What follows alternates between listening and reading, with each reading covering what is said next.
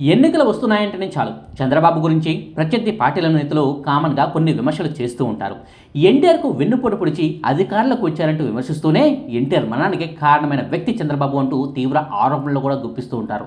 CM పీఠాన్నే కాదు పార్టీని కూడా లాక్కోవడం వల్లే మనోవ్యధతో ఎన్టీఆర్ మరణించారని, చంద్రబాబే దీనికి కారణమంటూ విమర్శలు కూడా గుప్పిస్తూ ఉంటారు.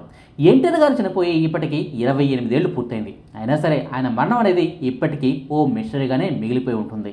రాజకీయ విమర్శల గురించి పక్కన పెడితే అసలు ఆనాడు ఏం జరిగింది, ఎన్టీఆర్ మరణానికి కారణాలు ఏమిటి, అదే సమయంలో ఎన్టీఆర్ మరణించిన రోజు రాత్రి ఆయన ఇంట్లో జరిగింది ఏంటి, ఎన్టీఆర్ ఇంటి నుంచి ఎవరెవరికి ఫోన్లు వెళ్ళాయి, హరికృష్ణ చేసిన ఆరోపణలు ఏమిటి, వాటికి లక్ష్మీ పార్వతి ఇచ్చిన సమాధానాలు ఏమిటి అన్నది ఈ వీడియోలో చెప్పుకుందాం. 1996 సంవత్సరం జనవరి 18వ తారీఖున ఎన్టీఆర్ గారు ఎలా మరణించారో ఇప్పటికీ మిస్టరీయే. ఆయన పోయినప్పుడు పక్కన ఉన్నది లక్ష్మీ పార్వతి గారు మాత్రమే. ఆమె ప్రవర్తనపై ఎన్టీఆర్ కుటుంబం అనేక ఆరోపణలు చేసింది. నా తండ్రిపై విష ప్రయోగం చేశారు, రోజు కొద్దిగా విషం ఇచ్చారు, ఆయనకు 6 నెలలుగా ఇస్తున్న మందులేమిటి, జరిగిన చికిత్స ఏమిటి, ఆయనకు గుండెపోటు వస్తే హృద్రోగ నిపుణులు వ్యక్తిగత వైద్యులు అయిన డాక్టర్ సోమరాజు గారిని పిలవకుండా గైనకాలజిస్టు అయిన డాక్టర్ మహాలక్ష్మిని పిలిపించడంలో ఆంతర్యం ఏమిటి అంటూ హరికృష్ణ ప్రశ్నిస్తూ వీటన్నిటిపై హైకోర్టు న్యాయమూర్తిపై విచారణ చర్చించాలని కోరారు. ఈ డిమాండ్ చేసినది ఆనాడు మంత్రి హోదాలో ఉన్న హరికృష్ణ అయినా, ఎన్టీఆర్ గారి కన్న కొడుకే అయినా ఆనాటి చంద్రబాబు నాయుడు ప్రభుత్వం విచారణ జరిపించలేదు. విచారణలో ఎలా తేలినా అది ఎన్టీఆర్కు అంతిమంగా కుటుంబానికి మచ్చ తెస్తుందని భయపడ్డారు. ఎందుకంటే అల్లుళ్ళు కొడుకులు చేసిన ద్రోహాన్ని భరించలేకే మనోవ్యధకు గురై ఎన్టీఆర్ మరణించారని లక్ష్మీపార్వతి వర్గం ప్రత్యారోపణ చేసింది. విచారణ సందర్భంగా కుటుంబ సభ్యులు వృద్ధాప్యంలో ఉన్న ఎన్టీఆర్ను పట్టించుకోలేదని తెలితే అది ఇబ్బంది. దీనికి మరో కోణం కూడా ఉంది. 1996 మేలో జరగబోయే పార్లమెంట్ ఎన్నికలకు పోటీ చేయడానికి ఎన్టీఆర్ సన్నాహాల్లో ఉన్నారు. దానికై నిధులు సేకరించి పెట్టుకున్నారని అందరూ అనుకున్నారు. అయితే వాటి కోసం ఇరు వర్గాల మధ్య పెనుగులాట జరిగింది. తీరా చూస్తే చివరకు దొరికింది దాదాపు 2 లక్షల రూపాయలకు పై చిలుకు మాత్రమే. మరి నోట్ల కట్టలన్నీ ఏమైపోయాయి? లక్ష్మీపార్వతి చెప్తున్నట్టు ఎన్టీఆర్ తెల్లవారుజామున పోలేదని, అర్ధరాత్రికి ముందే పోయారని, డబ్బులన్నీ బయటకు తరలించాక మాత్రమే మరణ వార్తను బయట పెట్టారని కథనాలు వచ్చాయి. మరణ వార్త తెలియగానే పోలీసు వారు వచ్చి నిఘా వేశారు. అప్పటికే సూట్ కేసులు తరలిపోయాయట, నగల పెట్టెలు ఖాళీగా ఉన్నాయట. ఎన్టీఆర్ కుటుంబ సభ్యులు హైకోర్టులో పిటిషన్ వేశారు. కోర్టు ఇన్వెంటరీకి ఆదేశాలు ఇచ్చింది. తాళం వేసిన గది తాళం చెవి మొదటి రోజు కనపడలేదు. రెండో రోజు కనపడ్డాక చూస్తే ఇన్వెంటరీలో విలువైనవేమీ కనిపించలేదు. అంటే సూటు కేసుల్లో డబ్బు గడపలు దాటిన మాట నిజమేనా, ఒట్టి ఆరోపణ? ఇది జరిగిన కొన్నాళ్లకు లక్ష్మీపార్వతి, ఆమె కుమారుడు కోటీశ్వర ప్రసాద్ కొందరు తమను నమ్మించి డబ్బు నగలు పట్టుకెళ్లారని పోలీసు కేసులు పెట్టడంతో డబ్బుల తరలింపు నిజమే అని రూఢి అయింది. లక్ష్మీపార్వతి కొందరిని నమ్మి వాళ్ళ ద్వారా డబ్బు బయటకు పంపించారని, వారిలో కొందరు మాత్రమే డబ్బు తిరిగి ఇచ్చారని అంటారు. 500 నోట్ల కట్టలతో వెళ్లిన సూట్ కేసు ఎంతో గొడవ చేస్తే 50 రూపాయల కట్టలతో వెనక్కు వచ్చింది అని లక్ష్మీపార్వతి స్వయంగా ఓ సందర్భంలో వాపోయారు కూడా.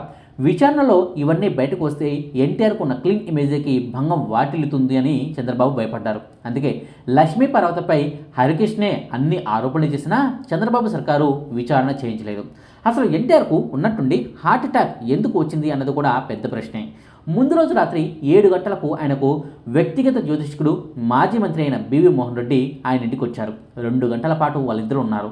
ఇద్దరూ కలిసి చేపల పులుసు, కైమా ఉండలతో భోజనం చేశారు. మధ్యలో జెమినీ టీవీలో ఎల్వి ప్రసాద్పై డాక్యుమెంటరీ వచ్చింది. సాధారణంగా ఏ టీవీ ప్రోగ్రామ్ అయినా 5 నిమిషాల కంటే ఎక్కువసేపు చూడని ఎన్టీఆర్ ఆనాడు దాన్ని పూర్తిగా చూశారు. ఆనంద ఉద్వేగాలతో అక్కినేని నాగేశ్వరరావు గారికి ఫోన్ చేసి గత జ్ఞాపకాలను నెంబర్ వేసుకున్నారు. మర్నాడు ఇంటికి భోజనానికి రమ్మని కూడా ఏఆర్ నాన్ను పిలిచారు. ఇంత ఉత్సాహంగా ఉన్న మనిషి హఠాత్తుగా గుండెపోటుతో ఎలా పోయారన్నది కూడా మిస్టరీ అయింది. ఎన్టీఆర్ షుగర్ పేషెంట్, సరైన జాగ్రత్తలు తీసుకునేవారు కాదు. హార్ట్ పేషెంట్ కూడా. 1984లో గుండెకు ఆపరేషన్ జరిగింది. ఎన్టీఆర్కు తీవ్రమైన షుగర్ వ్యాధి ఉంది, నియంత్రణలో పెట్టుకోలేదు. షుగర్ ఉన్న వాళ్లకు గుండెపోటు వచ్చినా నొప్పి పెద్దగా తెలియదు. అయితే ఆ వేళ గుండెపోటు ఎందుకు రావాలి అంటే మనోవేదన చేతే అని ఇరు వర్గాలు ఉన్నాయి. లక్ష్మీపార్వతి పూర్వ వివాహం వల్ల తనకు పుట్టిన కొడుకుని దత్తత తీసుకోమని ఎన్టీఆర్ను బలవంతం చేశారని, ఆ యాతన తట్టుకోలేకే గుండె ఆగిపోయిందని కుటుంబ వర్గం ప్రచారం చేసింది. అంతకంటే దుర్మార్గ వర్షన్ కూడా ఒకటి ఏర్పడింది. దాని ప్రకారం నిద్ర మాత్రలు వేసుకునే అలవాటున్న ఎన్టీఆర్ ఆ రోజు మాత్ర వేసుకోకుండా పెందలాడే పడుకోవడం వల్ల రాత్రి 11 గంటల ప్రాంతంలో మెలకు వచ్చేసింది. అప్పుడు చూడకూడని దృశ్యం చూడటం చేత బాధతో గుండె ఆగిపోయిందని ప్రచారం చేశారు. అయినా ఇంట్లోంచి డబ్బు తరలించేదాకా అన్నీ చక్కబెట్టేదాకా ఆ విషయాన్ని ఎవరికి చెప్పకుండా ఉండి తెల్లవారుజామున 3 గంటలకు పోయారని ప్రచారం చేశారని ఆరోపణ. మరణం సంభవించగానే కుటుంబ సభ్యులకు తెలపకుండా కాంగ్రెస్ మాజీ ముఖ్యమంత్రి కోట్ల విజయభాస్కర్ రెడ్డి గారికి ఫోన్ చేసి చెప్పారనే ఆరోపణ కూడా వచ్చింది. దాన్ని లక్ష్మీపార్వతి ఖండిస్తూ నేను చేయలేదు, వేరే ఎవరైనా చేశారేమో అన్నారు. హార్ట్అటాక్ రాగానే డాక్టర్ సోమరాజు గారిని పిలవలేదేం అన్న ముఖ్యమైన ప్రశ్నకు లక్ష్మీపార్వతి చెప్పిన సమాధానం ఏమిటంటే ఎన్టీఆర్ అర్ధరాత్రి నిద్రలో ఉండగా పోలేదు. ఎప్పటిలాగే నిద్రలేచి కాలకృత్యాలు తీర్చుకొని ట్రెడ్మిల్ పై నడిచి అలసట చేత పడుకున్నారు. నేను మాగన్నుగా పడుకుని ఉన్నాను. కాసేపటికి ఆయన గోరక పెద్దగా రావడంతో కంగారు పడి లేచాను. తట్టి లేపితే ఆయన లేవలేదు. డాక్టర్ సోమరాజు గారికి ఫోన్ చేస్తే బిజీగా ఉంది. దీంతో డాక్టర్ కుమార్ గారికి ఫోన్ చేస్తే ఆయన వెంటనే బయలుదేరతానన్నారు. ఈలోగా డాక్టర్ మహాలక్ష్మి, చంద్రశేఖర్ రెడ్డిలకు ఫోన్ చేశాను. వారు ముందు వచ్చారు. వాళ్ళ ఇల్లు ఎన్టీఆర్ ఇంటికి దగ్గర.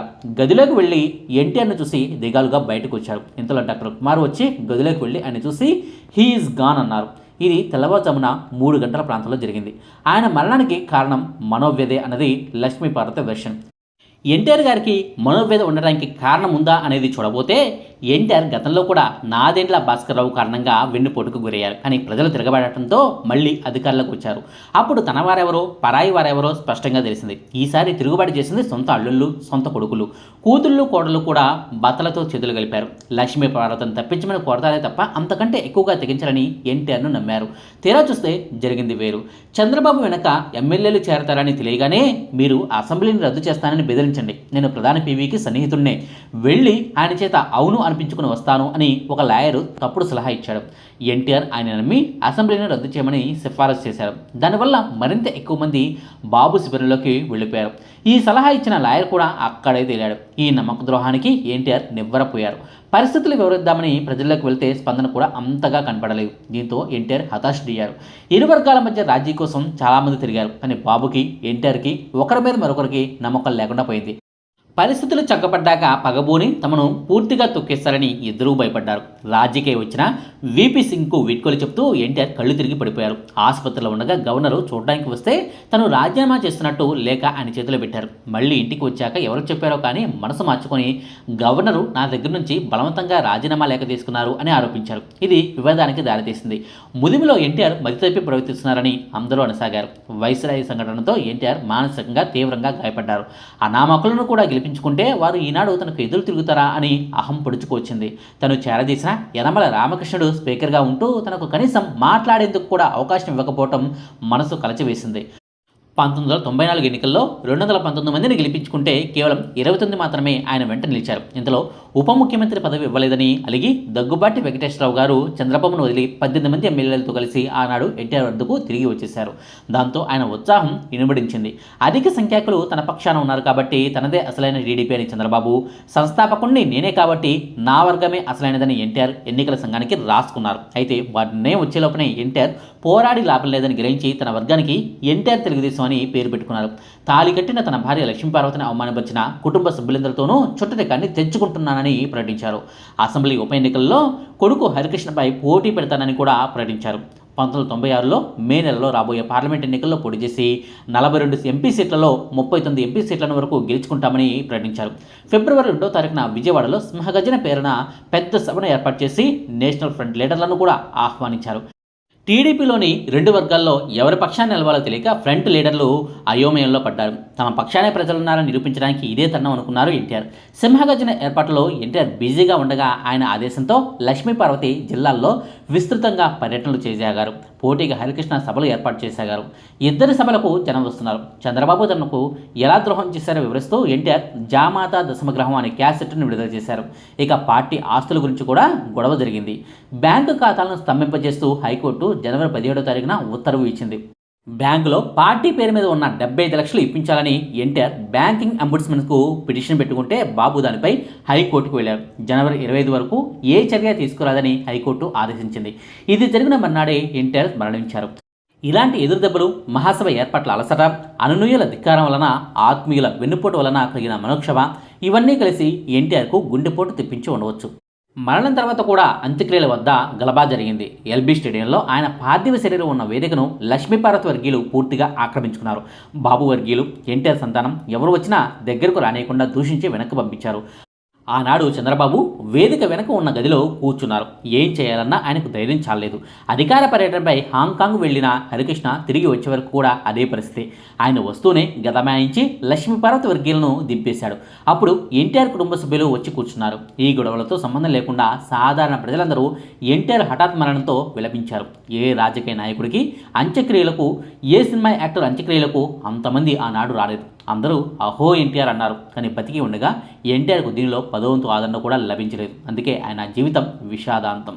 ఇదండి ఎన్టీఆర్ మరణించిన రోజు ఏం జరిగింది, ఆయన మరణం వెనుక మిస్టరీ గురించిన వివరాలు. మీకు ఈ వీడియో నచ్చితే లైక్ చేయండి, షేర్ చేయండి. మరిన్ని ఆసక్తికరమైన వీడియోల కోసం మా కొత్త ముచ్చట ఛానల్ను సబ్స్క్రైబ్ చేయడం మాత్రం మర్చిపోకండి. Thank you.